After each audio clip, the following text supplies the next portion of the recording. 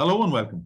I'm Arjun Vishwanathan, and today I'm going to be in conversation with two very eminent folks from industry who have years of experience between the two of them to speak on the concepts around how business models, work models, and everything in between is changing, and the associated risks in terms of cyber proliferation, and yet the opportunities that exist in this space. Dr. Lopa, Rishi, welcome, privileged and delighted as always. Thank you, Arjun. Thank you, Arjun. Pleasure being here. Thank you, sir. We've got an interesting 30 minutes ahead. And Dr. Lopa, I'm going to directly come to you. I think one of the things that has emerged increasingly is in a turn of the phase, really, a new business model or a new operating model as far as the concept of work is concerned. So with remote work or hybrid work, as it were, there's obviously significant opportunities because as an employee, it gives me the flexibility, the freedom, my ability to contribute in ways that were unprecedented, and therefore offers tons of opportunities for organizations. However, from a CISO's point of view, from a IT practitioner or information security practitioner's point of view, it also opens up various possibilities of cyber proliferation, especially in the face of a sophisticated threat landscape with both state as well as non-state actors. In that sense, Dr. Lopa, what is your perspective on how cyber resilience or the concept of cyber resilience should be approached when pretty much everything around us is changing at the rate that it is?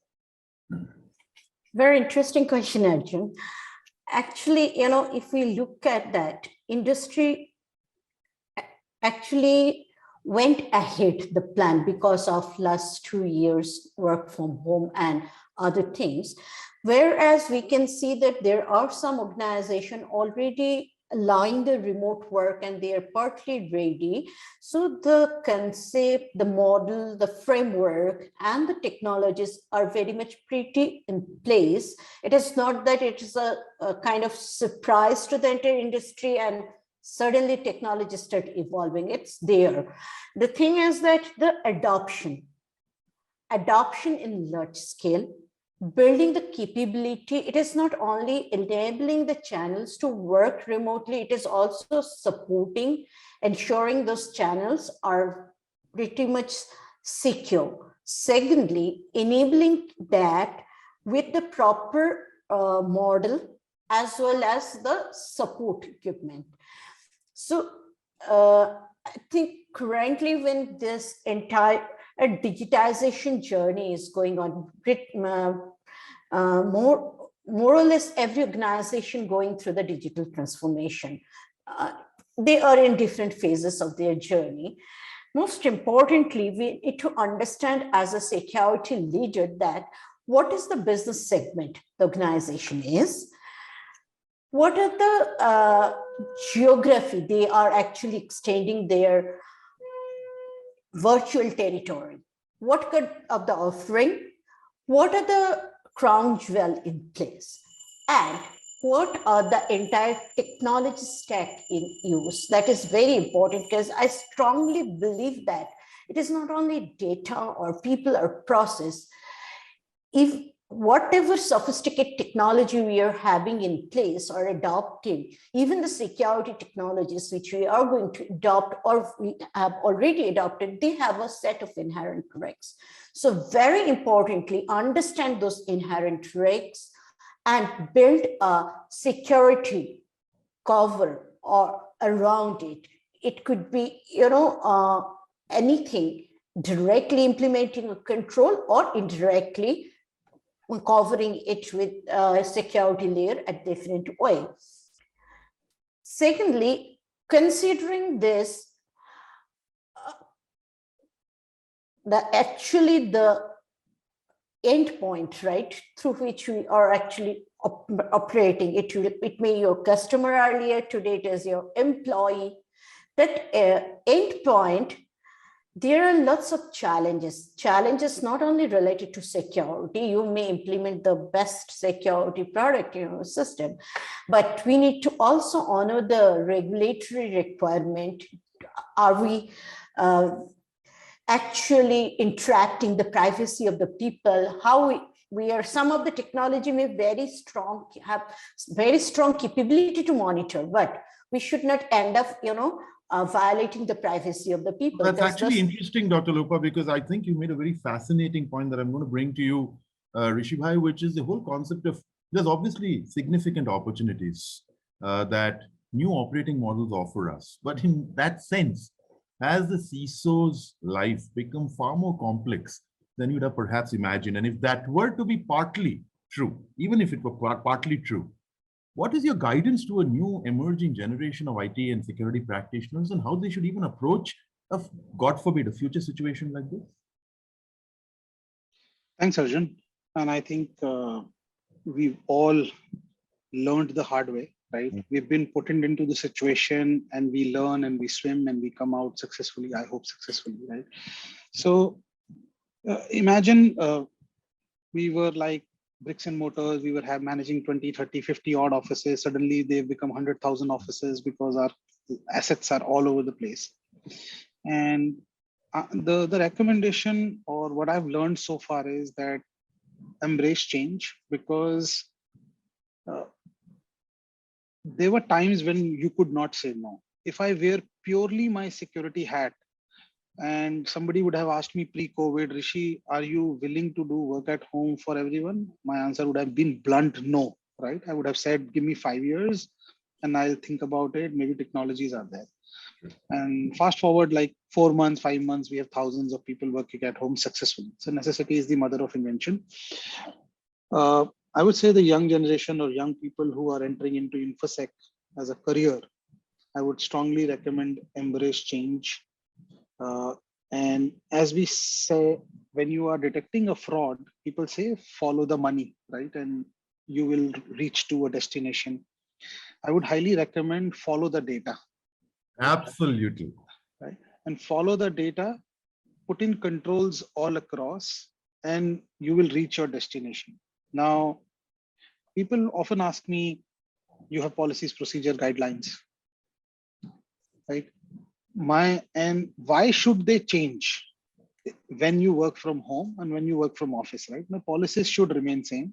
My data should be protected seamlessly, irrespective of where you work, right?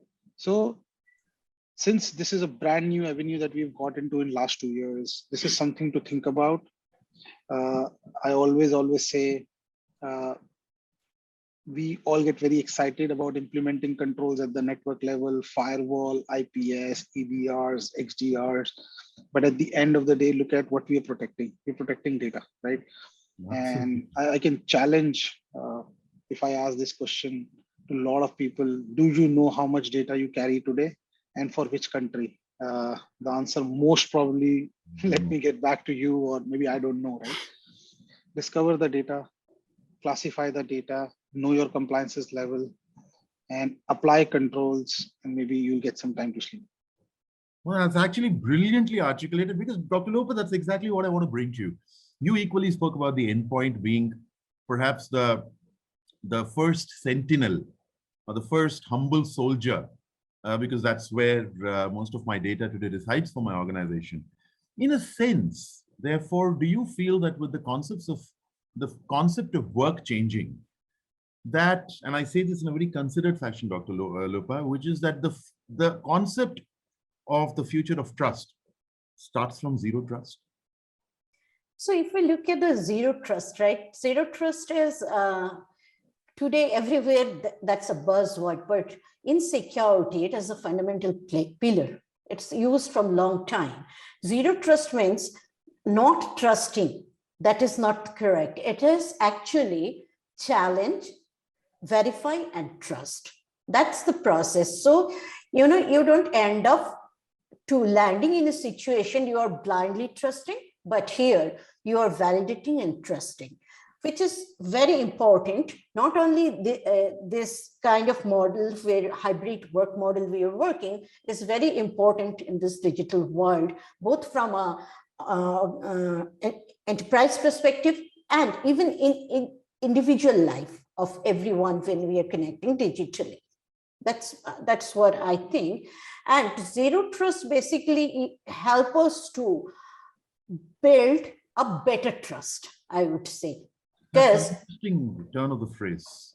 right, because as Rishi is talking about that, what are the data, right? Where is the data sitting?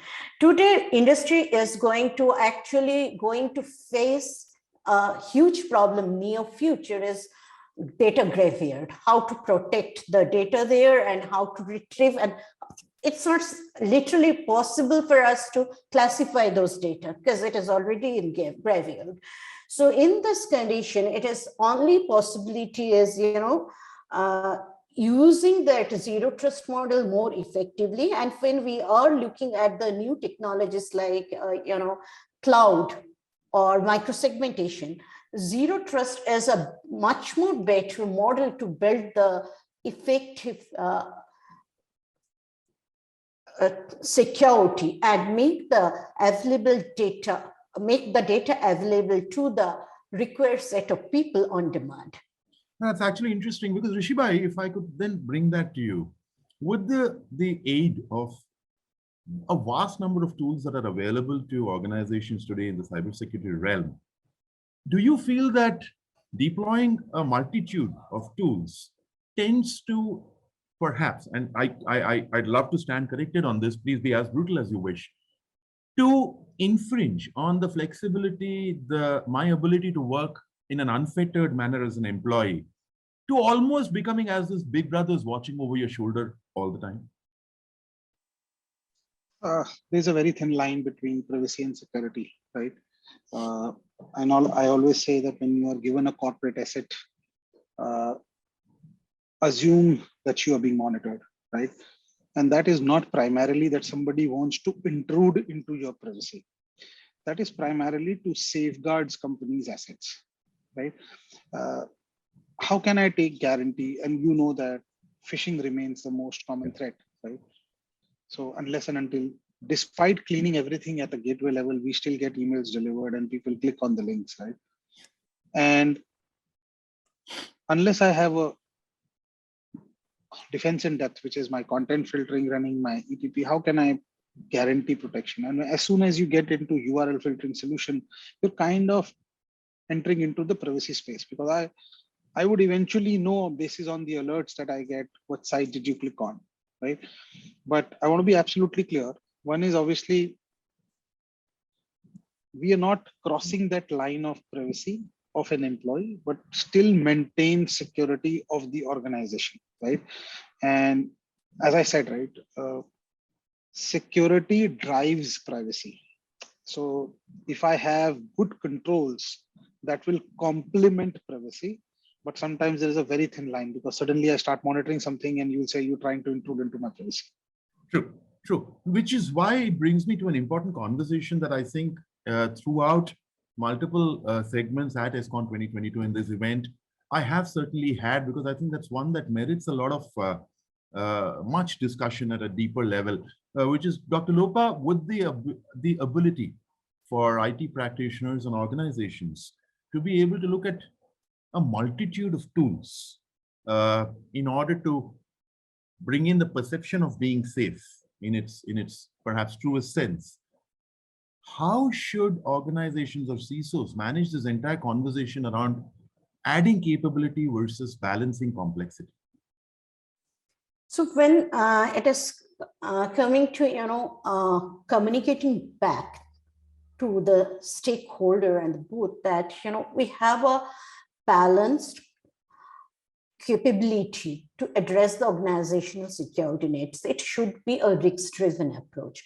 When it is coming to the risk-driven, it should be, we need to understand what are the risks related to the technology, what is the data we are protecting and kind of associated risks, your geographical boundary, as well as the regulatory requirement specific to that particular sector. Once we understand that, accordingly, we need to build the capability. When it is coming to the capability, very interestingly, it's very easy to build a technical capability or precise related capability, but building the skill capability is biggest challenge today. And when you are trying to build that, you need to create a knowledge transfer channel properly.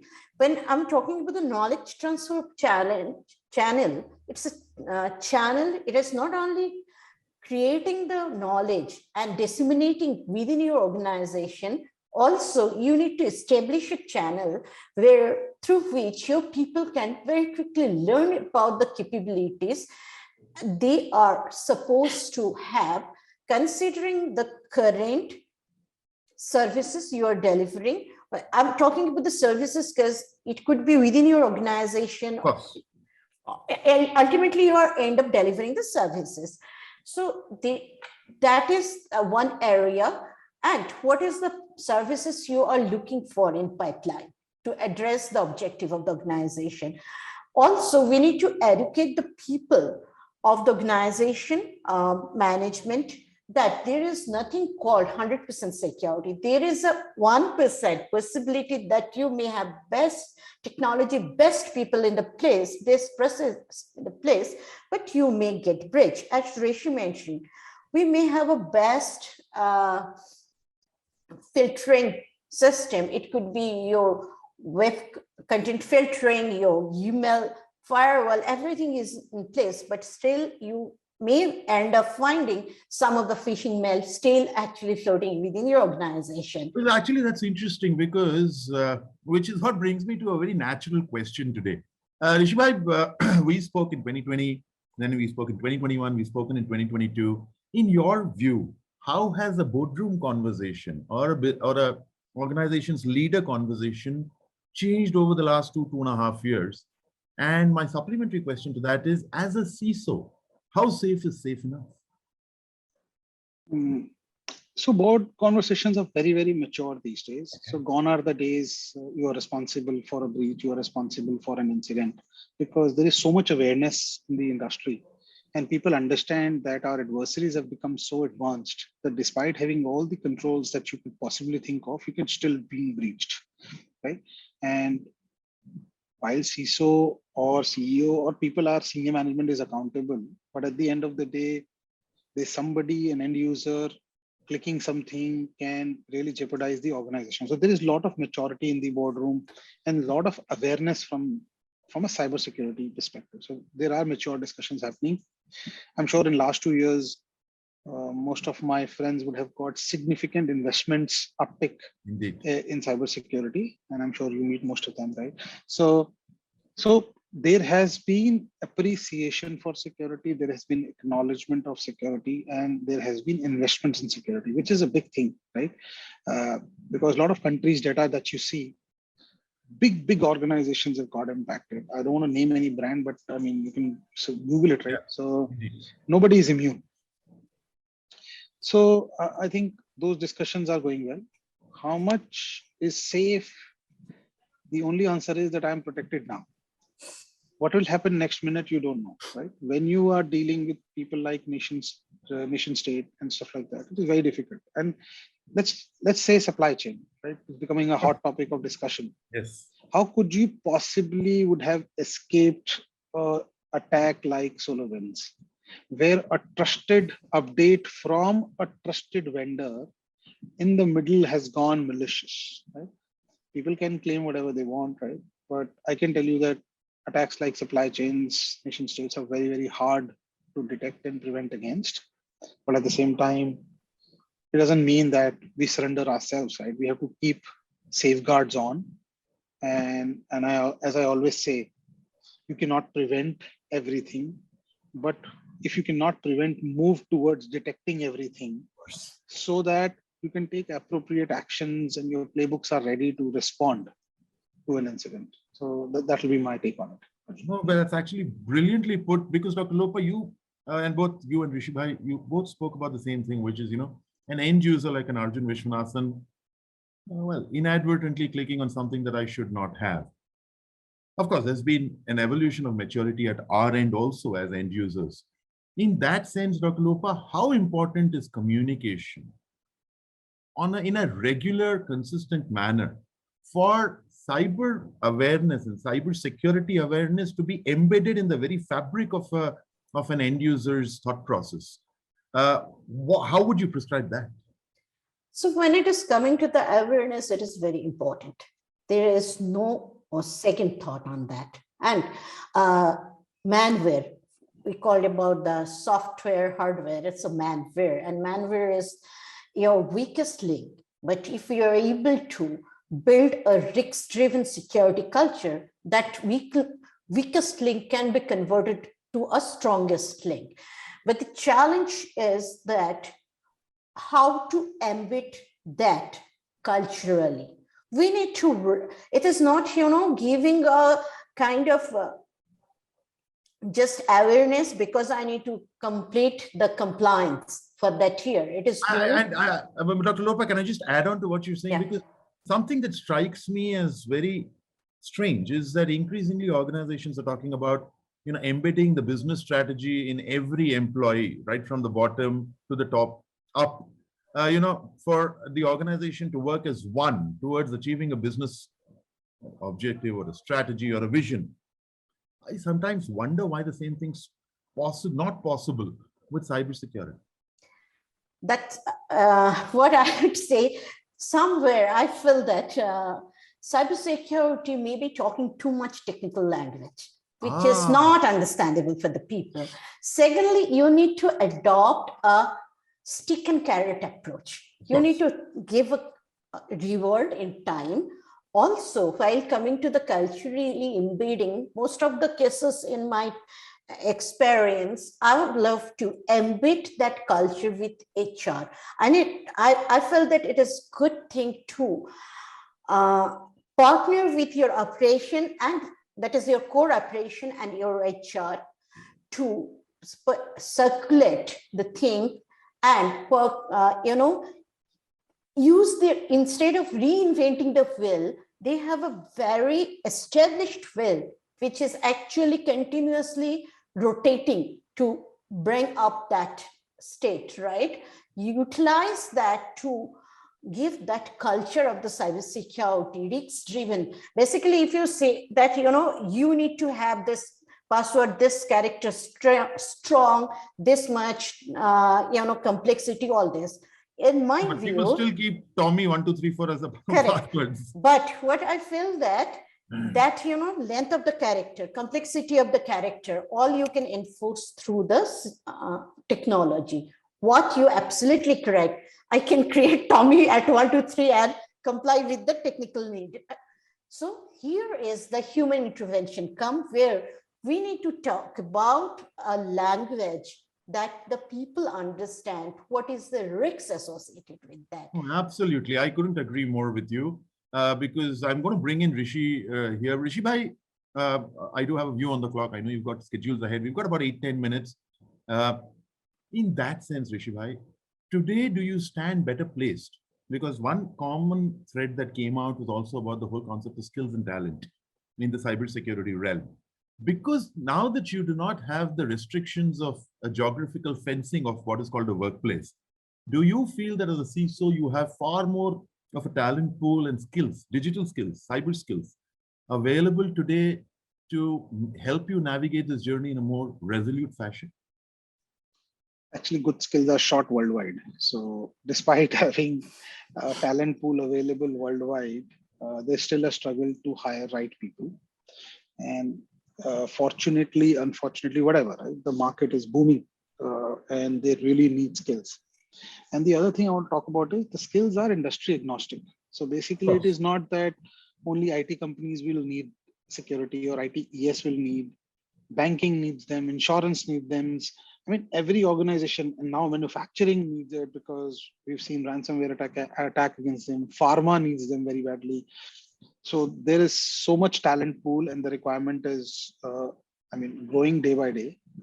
But I feel there's a strong pipeline being built, and I highly, highly recommend people to choose cybersecurity as a career, because if I ask an aspirant who's doing a BTech computer science, the first answer that I may get is development, software development, because that's what they want to do. They want to do full stack developer. They want to be, and primarily because cybersecurity is a career where you need to stretch a bit. And there are no timings as such. There can be times that you're working 24/7.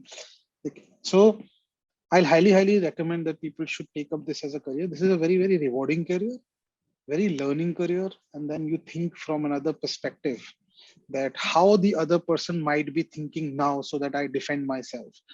So I think it's very, very interesting time, but I think shortage will remain for another couple of years till the time we build a strong pipeline, which is in progress. Oh, couldn't agree more, but I do have a view on the clock. I've got 5 minutes and I'm going to throw open a question to both of you for you to lend your perspective and your personal opinions alone, which is that increasingly, I think the centrality of our dialogue today has rested on the employee being the first line of defense.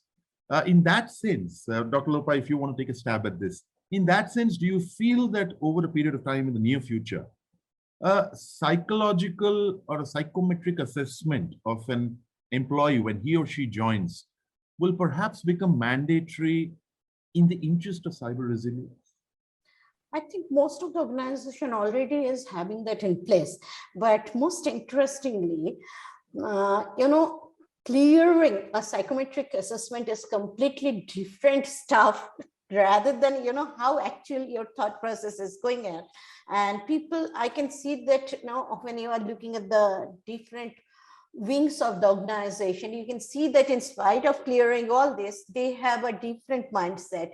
So it is completely, obviously, it's contribute towards the initial bottom line that, yeah, the person is aware about this culture, but you need to continuously maintain that. You need to raise that bar by focusing on different ways through a rewarding culture, risk-driven culture. And also we need to give an understanding that security is not device configuration, not restricted on device configuration, security testing, auditing, and hacking. That's a penetration testing part. We need to, because lots of people, that's the major reason of criticality of the resource. Lots of people may not be, focused on those areas or may not enjoy those. But what about the secure architecture? What about the application security? How those practices are going on? Data governance, data security. We need to, as a different organization, needs to be more loud on those areas. So the new generation or mid-level career people may understand that. Also, it is high time to understand that from resource side as well as the organizational side, cybersecurity is a sector agnostic field, and you are more taking from a cross-sectoral field and give them a kind of, environment to move forward. They are actually going to give you a better contribution rather than people coming from the same sector. So there are changes. Absolutely. Rishi bhai, same question. Possibility that 4 years down the line, if I were to apply somewhere and you were to conduct a test or, well, try to understand my intent, it might quite be possible that you say, sorry, we can't hire you because your seeming intent does not sit with the posture or the cyber resilience or cybersecurity posture of our organization. Knowingly, unknowingly, it's maybe happening now, right? So there are psychometric tests, there are shorter social media checks, which are happening, right? Which reveal a lot of information. And I'm not saying that that can be directly attributable to the role that you're applying for, but gives you a good idea, who are you hiring? And especially for sensitive positions that you're talking about in cybersecurity, or while limited to cybersecurity, treasury, and where you have access to large financials, or these tests really help. I don't know if solely decisions are based on it, but I'm sure they carry a weightage in making those decisions somehow. Interesting. But that pretty much is all we have time for, much as I would like to continue this fascinating conversation. Actually, if you don't mind, I will just take a fraction of minutes. As you mentioned that, is this going to a decision point that I'm going to take that resource in or may communicate it? No. I have worked with organization at least 10 years back. They are communicating to their operational resources, stating that you are not able to clear the security and Rex related test. So we are not be able to hire you. Though they have a process in place, if somebody not able to clear, they allow 3 times to take them go through the test. But if you are not able to clear it, 3rd time, they will go ahead and communicate, sorry, we cannot hire. And honestly, well, I don't think I deserve to be there if I don't clear it for the 3rd time, because that's once too often. But Dr. Lopa, Rishi Bhai, as always, brilliant speaking with you. It just puts me in a place where, there's so much you learn each time we speak. We are deeply, deeply grateful. Thank you so much for taking our time to join us. Thanks, Arjun. Thank you. Thank you. Well, folks, that's all from us in this segment. Stay tuned. We'll be back in just a moment.